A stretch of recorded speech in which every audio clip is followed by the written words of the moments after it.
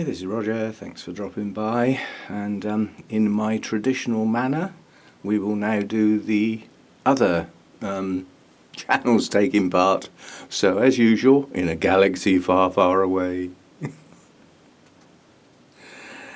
Right, that's got that out of the way. Very low number this time round, whereas I thought this plant would actually be quite popular.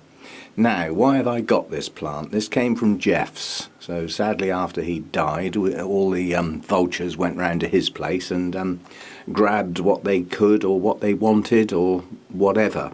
Now, I've got a memory test here that's just not working very well because I can see what's happened to this plant since I got it, so I can step my mind backwards to see what it looked like when I bought it home. And there's no way I'd have bought this plant home because it would be seriously going downhill, not happy, poor roots and desiccated leaves, some turning yellow. So why did I pick this plant up and bring it home? It wouldn't have been the name. So the only thing I can think of is that it actually had some blooms on it at the time. And I looked at the blooms and thought, yeah, we'll have a go at that. And we'll try and bring it back to life sort of thing. Which it's sort of working. I mean, it's once I sort of looked it up and had a sort of see what was in it, basically there's a good proportion of Procatavola nodosa in it. Pretty easy going plant really if you've got the light. But it's a mix. It's and the problem is the elements that go into this plant.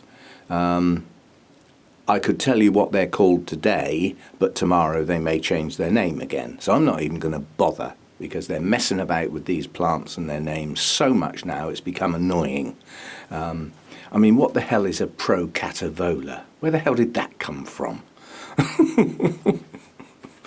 Anyway, that apparently is what it's called today. I won't estimate a guess what it'll be called tomorrow.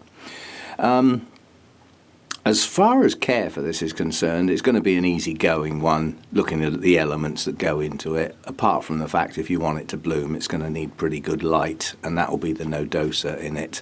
So I didn't put the Procatavola on the front, because that could have changed while I was talking.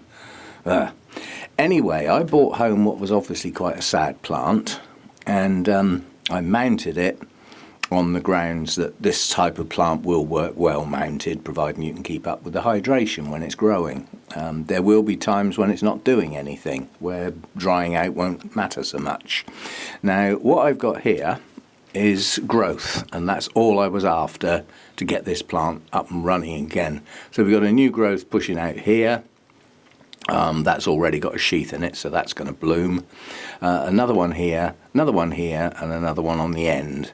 And this one has a little spike. Now, given the size of the growth and the spike, that's what I would call a desperation blooming, rather than a natural occurrence. Yeah, the plant is under stress.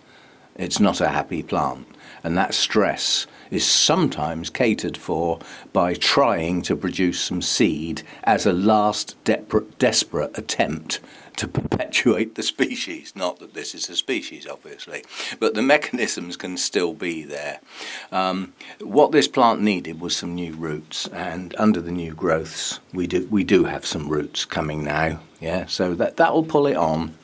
And eventually this will grow into a reasonable plant, I suspect, unless it gets any rot or elements like that due to its older parts, which are not healthy. Yeah.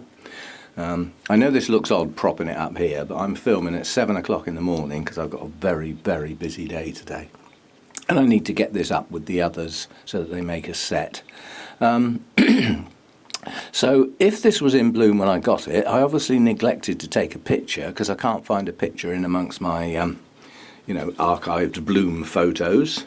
But nonetheless, the others have either got pictures of blooms or they're actually in bloom, so you can see what it looks like. But I like my yellows, oranges, and reds. So if this was in bloom at Geoff's, then that's why I'd have just grabbed it. Thinking along the lines that although the plant's in a very unhealthy state, I can probably bring it back okay. There was enough greenery on it to at least keep it alive, pending the new growths. And once these new growths get going, it'll sort of be unstoppable because these grow. The nodosa in it will provide the vigour, basically. It will grow and it will turn into quite a large plant with new growths coming out in many places, and it will build a good root system eventually. It'll be a lot happier when it's got roots that are actually attached to the mount rather than just resting against it. But anyway, that's my take on this. As far as I keep it up near the roof, so it's in some of the brightest light I've got. It's also the warmer place rather than down on a low shelf, which would automatically be cooler. And it gets fed and watered with all the other mounts. It doesn't get any special treatment. In fact, none of my mounts get special treatment. The special treatment for a mount would be not watering it. So, you know, that as we go into winter and I go around watering the mounts, some will get left out. That's their special treatment. But as far as special treatment for this, there is none. You know, if I'm feeding my mounts, this one will get fed. If they're getting flushed, this one will get flushed. It gets treated exactly the same as all the others. I haven't got the time to separate them out and do different things. I've got too many.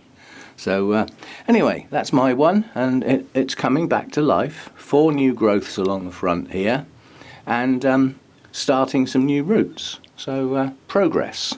And it looks like we're going to see the blooms. I suspect that will either be 1 or 2 blooms, but it hopefully will be enough for me to get a picture this time round, so that I've got an archive picture that I can use for a pop-up. Occasionally I steal pictures off the internet, but I like to think that the pictures on my channel are from my plants in the main, you know, so I don't do it often. Anyway, that's that one, short and sweet. It's coming back to life. It will progress, and eventually, you know, we'll start getting some strong growths on here up to full size, more like this one, and we should get some nice spikes on it. A mass blooming on one of these must be quite a spectacle, and the only way you're going to get that is to have this sort of thing, where there's a set of new growths that are all the same size, rather than one here, you know, one here and a little one there, because they will mature at different rates. But if you get a set of new growths that are all the same size, they'll mature together. And I think the blooms on this are reasonably long lasting, so it gives them a chance to overlap. So that's your way to get a mass blooming, is to have lots of new growths at the same time. But you can't really control that. That just either happens or it doesn't. So there we go. Good light. Don't get it cold, and it should do well for you. I mean, in theory, these grow like a weed in reasonable conditions. You know, they're not a finicky orchid by any means. You know, you don't have to be precise with their environmentals. They'll do okay in all sorts of environments, but they'll do best in that bright light, pretty good humidity, and you know, feed and water well when there's growths moving on or spikes being produced, and it should do fine. Right, see you next time. Thanks for dropping by.